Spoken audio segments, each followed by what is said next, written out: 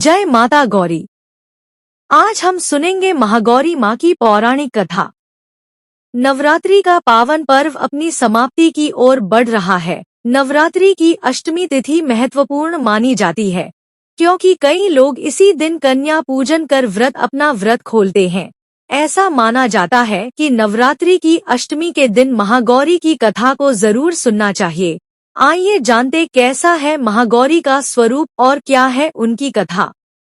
महागौरी माँ दुर्गा का 8वां स्वरूप है।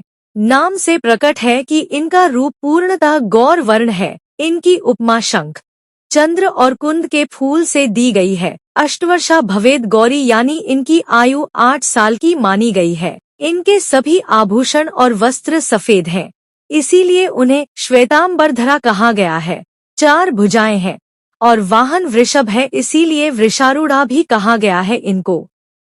इनके ऊपर वाला दाहिना हाथ अभय मुद्रा है तथा नीचे वाला हाथ त्रिशूल धारण किया हुआ है। ऊपर वाले बाएं हाथ में डमरू धारण कर रखा है और नीचे वाले हाथ में वर मुद्रा है। इनकी पूरी मुद्रा बहुत शांत है। ये अमोघ फलदायिनी है और इनकी पूजा से भक्तों के तमाम कलमश धुल जाते हैं। पूर्व संचित पाप भी नष्ट हो जाते हैं। महागौरी माता की कथा। एक बार माँ दुर्गा ने धरती पर जन्म लिया और भगवान शिव से विवाह करके अपने दिव्य निवास को वापस पाने की कामना की। इसी कारणवश ऋषि नारद के कहने पर माता दुर्गा ने भगवान शिव को प्रसन्न करने के लिए घोर तपस्या की। तपस्या में लीन होने की वजह से माँ का शरीर धूल और मिट्टी से पूरी तरह से ढक गया था। उस समय माता खाना पीना सब भूल गई थी। सूरज की चिलचिलाती धूप ने उनके शरीर को पूरी तरह से काला कर दिया था, परंतु माता किसी भी चीज की परवाह न करते हुए इसी तरह हजारों सालों तक तपस्या करती रही। भगवान शिव उनकी इस भक्ति को देखकर बहुत प्रसन्न हुए और उन्होंने माता के शरीर पर गंगा जल की वर्षा की, जिसकी वजह से माँ दुर्गा का रूप सफेद हो गया। माता दुर्गा का ये महागौरी का स्वरूप बहुत ही प्यारा और मनभावन है। नवरात्रि के 8वें दिन का क्या महत्व है? कहा जाता है कि इस दिन देवी शक्ति ने राक्षस महिषासुर का वध किया था। यह दिन महिषासुर पर देवी शक्ति की विजय का प्रतीक है। इस दिन भक्त माँ दुर्गा के 8वें अवतार माता महागौरी को पूजते हैं। देवी महागौरी अपने भक्तों को धन और सफलता प्रदान करने के लिए प्रसिद्ध हैं। दोस्तों कहते हैं कि इस दिन महागौरी की पूजा करने से भक्तों को सभी बाधाओं और सभी पापों को दूर करने में मदद मिलती है। कुछ लोग इस दिन व्रत भी रखते हैं। इस दिन देवी महागौरी का व्रत रखने से धन और सौभाग्य की प्राप्ति होती है।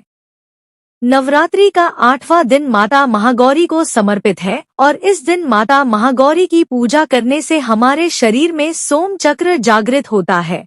सोम चक्र को नाड़ी चक्र भी कहा जाता है। इस चक्र के जागरण से हमारी आत्मा शुद्ध होती है, हमें आलस्य से मुक्ति मिलती है और हमारा मन अपने काम पर केंद्रित रहता है। माता महागौरी की आराधना करने से मानसिक शांति मिलती है और सांसारिक दुखों से मुक्ति मिलती है। सोम चक्र को चंद्र चक्र या इड़ा नाड़ी चक्र भी कहा जाता है। यह नाड़ी हमारी इच्छा शक्ति को नियंत्रित करती है।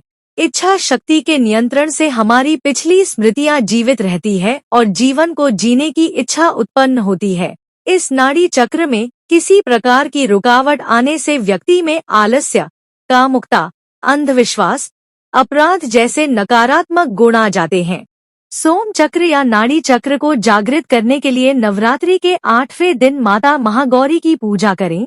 ध्यानावस्था में बैठकर माता महागौरी के मंत्रों का जाप करें। इससे हमें अलौकिक शक्तियां प्राप्त होती है और हमारे असंभव कार्य भी पूर्ण हो जाते हैं।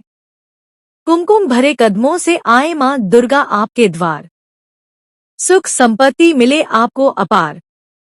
मेरी ओर से महाअष्टमी की शुभकामनाएं करें स्वीकार। दुर्गा अष्टमी की आप सभी को हार्दिक शुभकामनाएं।